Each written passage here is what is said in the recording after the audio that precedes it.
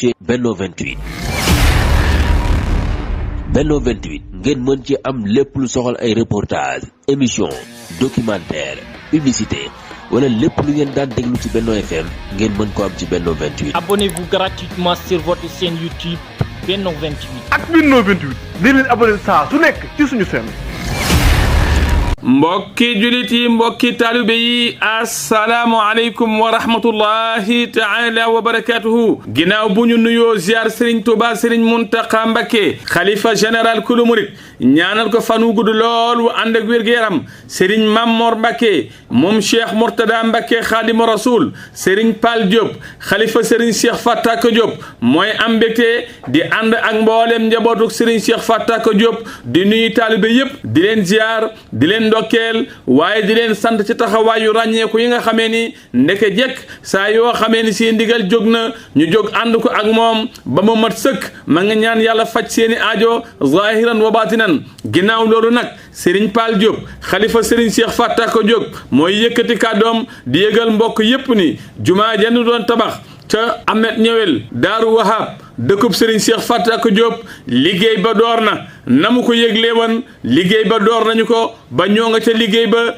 ñaan nañu yàllaatem du ñu taxaw mukk te liggéey ba matul mboolem ñi nga xameen ci ñoom la ko yëgalan nag ma ngi leen koy fàttaliwaat doore ko ci ki nga xameen ci moom ñoo bokk benn wàccuwaay ca dëkk ba ak ca kilifa ga ak ca liggéey ba muy Serigne Mamor Mbacké moom Cheikh Mourtada Serigne Fallou Mbacké moom Cheikh Mourtada ak mboolem njabootu Cheikh Mourtada Mbacké gépp waaye Serigne Sidi Mbacké moom Serigne Abdoulahat Mbacké ak njaboot gépp Serigne Ahmadou Mokhtar ak mboolem njabootu Cheikh Moustapha al Karim Serigne Dame Abdourahmane Mbacké ak mboolem njabootu Cheikh Ibrahim Serigne Abo Mbacké moom Cheikh Mouhamad al Fadal ak mboolem njabootu Serigne Falilou Mbacké gépp Serigne Cheikh Mbacké moom Serigne Saliou ak mboolem njabootu Serigne Saliou Mbacké gépp Serigne Cheikh Ahmadou Mbacké Chouaïbou ak mboolem njabootuk Serigne Chouaïbou Mbacké gépp Serigne Cheikh moom Serigne Abdoul Qadir ak mboolem njabootuk Serigne Abdoul Qadir Mbacké gépp Serigne Modou Habib ak mboolem njabootuk Serigne Abdoulahi Mbacké gépp di ko yëgal Serigne Moustapha Mbacké jëwriñu Serigne Bara ak mboolem njabootuk Serigne Bara gépp nee na ma ngi ko yëgalaata tem mboolem njabootuk Serigne Mamor Anta Sali njabootuk Mam Maram Mbacké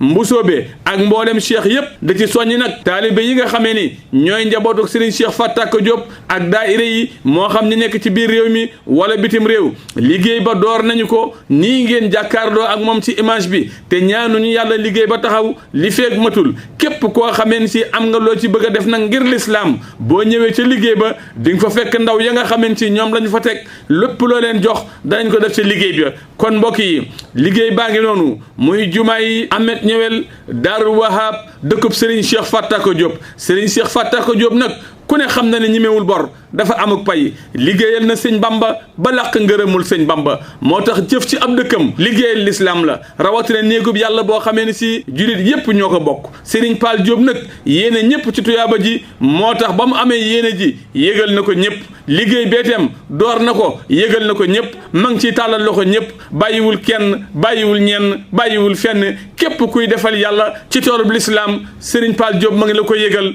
lu ci waay di joxeeteem boo demee ca kër Amet ñëwel Daaru Wahab ca liggéey ba di nga fa fekk ndaw ña lépp loo leen di jox nga jox leen ko ma ngi sant ñëpp di gërëm ñëpp wassalaamu aleykum wa rahmatullahi taala wa barakaatuhu